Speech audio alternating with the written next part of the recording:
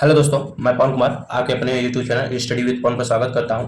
और देखिए अगली वीडियो इसके पहले वाले वीडियो में हमने क्वेश्चन नंबर 4 और 5 को सॉल्व किया था। अब इसमें 6 और 7 सॉल्व करेंगे। तो देखिए क्वेश्चन नंबर 6 आपको दिख रहा होगा कि एक रैखिक समीकरण 2x plus 3y plus minus 8 बराबर 0 दी गई है। दो चरों में से एक ऐसी और रैखिक समीकरण लिखिए ताकि प्राप्त युग्म का ज्यामितीय निरूपण, जैसा कि पहला प्रश्न है भैया प्रतिच्छेद करती हुई रेखाएं, और दूसरा है समांतर रेखाएं हों, और तीसरा है संपाती रेखाएं हों। तो आइए देखते हैं, इसे सॉल्व करते हैं पहले को उठा के कि प्रतिच्छेदित रेखाएं कैसी होंगी। तो आइए देखते हैं पहला। तो देखिए, तो पहला था जो था हमारा प्रतिच्छेदित रेखा के लिए, तो लिखेंगे हम जानते हैं प्रतिच्छेदित रेखाओं के लिए देखिए होता है a1/a2 is not equal to b1/b2। ये होता है जो हमारा दिया गया समीकरण है, दिया गया समीकरण जो हमारा है मेरे भाई, वो है 2x प्लस का 3y और माइनस का 8 बराबर 0। अब ये देखिए, और एक अन्य समीकरण लेने को बोल रहा है, तो एक अन्य समीकरण ऐसे लिखेंगे मेरे भाई कि एक अन्य, हम इसलिए लिख रहे हैं ताकि आप सब की लिखने की प्रैक्टिस पड़ी रहे और ताकि आप इसमें पूरा पूरा नंबर पा सके। तो लिखेंगे एक अन्य रैखिक समीकरण, हम ऐसे ही लिख के सॉल्व कर सकते थे, लेकिन ऐसे लिखने का मतलब आ रहा है कि पूरा पूरा नंबर आपको मिले। तो लिखेंगे एक अन्य रैखिक समीकरण निम्न प्रकार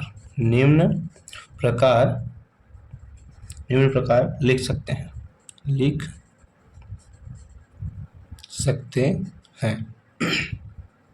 तो अन्य समीकरण जिससे लिख सकते हैं हम लोग, ले लीजिए इसे 5x प्लस का 2y माइनस का 3 बराबर 0। ये प्रकार हो गया। और इसके लिए देखिए हमें क्या होगा कि आप ये a1/a2 is not equal to b1/b2। क्यों?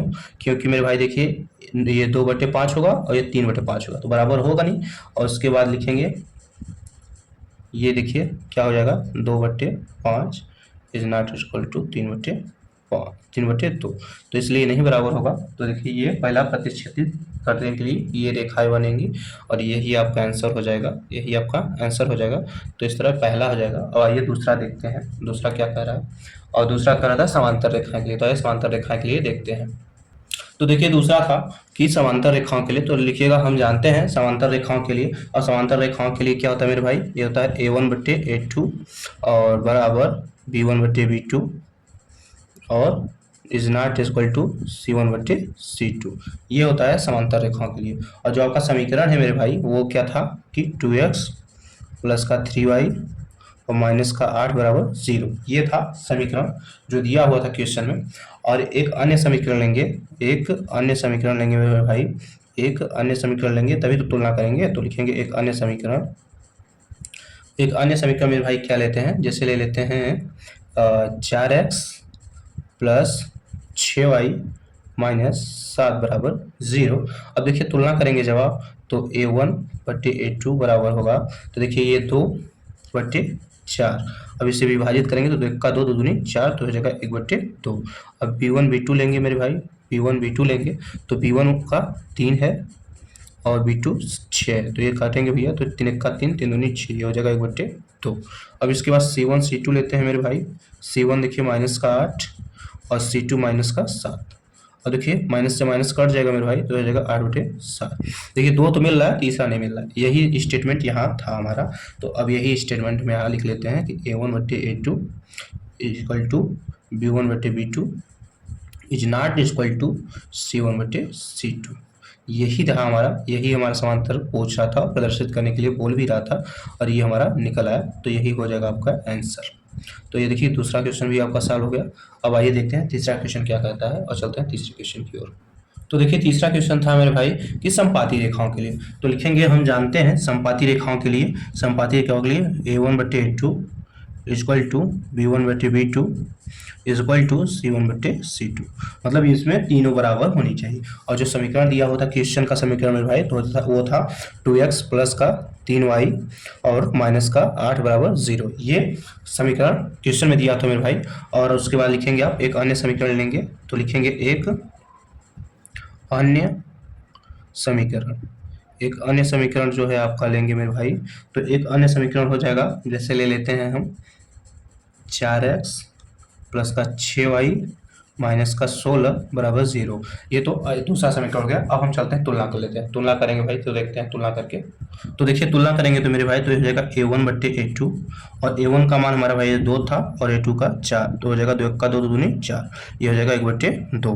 अब देखिए b1 b2 का तुलना कर लेते हैं मेरे भाई, तो b1 हमारा कितना था मेरे भाई 3 था, और b2 कितना था 6 था, तो देखिए 3 का 3 3 दूनी 6, तो ये भी हो जाएगा 1 बट्टे 2।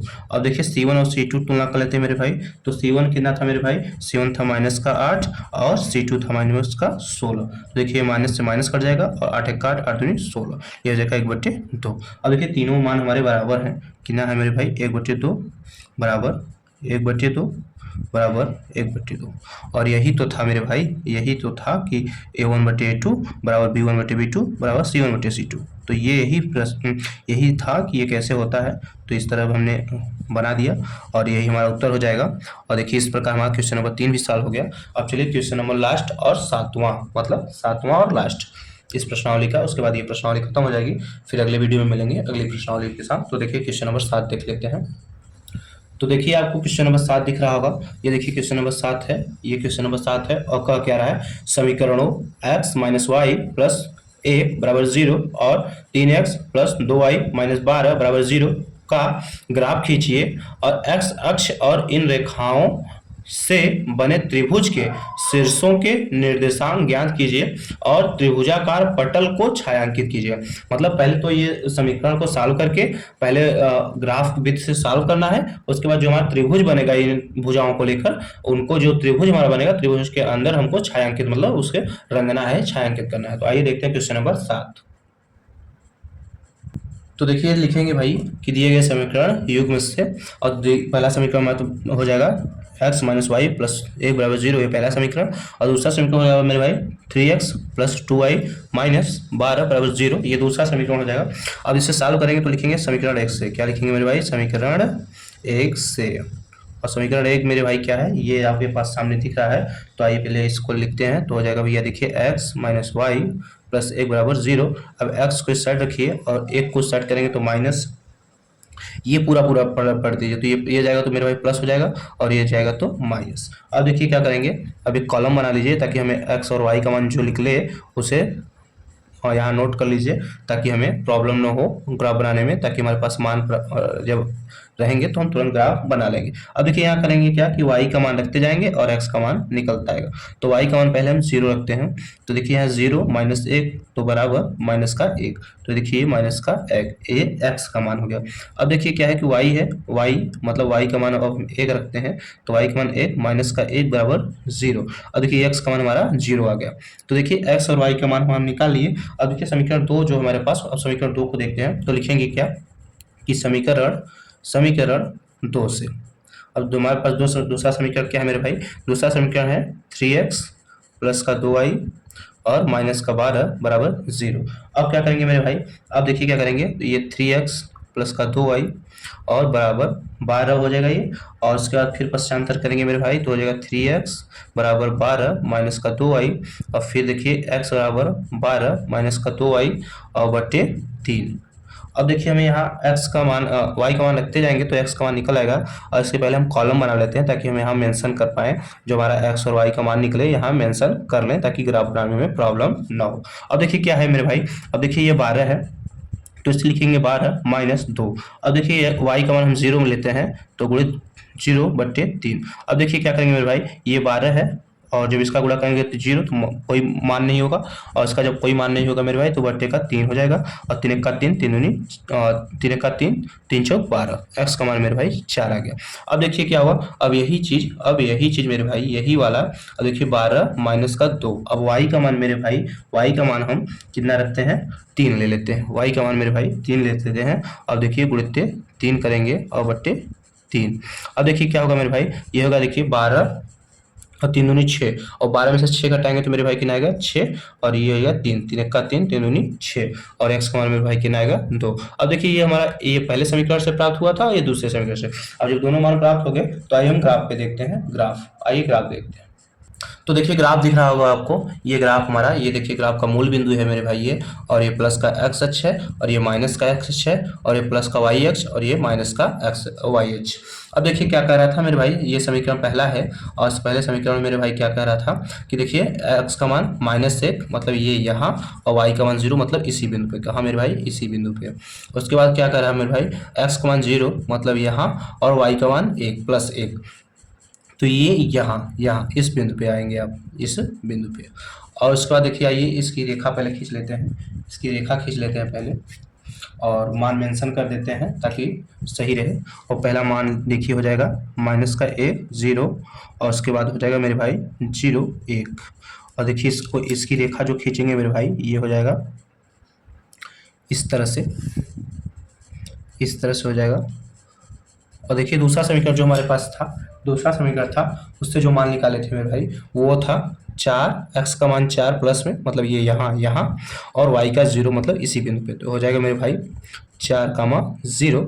अब देखिए दूसरा मान था मेरे भाई, एक्स का मान 2 मतलब ये यहाँ, और वाई का मान 3 मतलब ये यहाँ, तो ये यहाँ, ये बिंदु है मेरे भाई ये।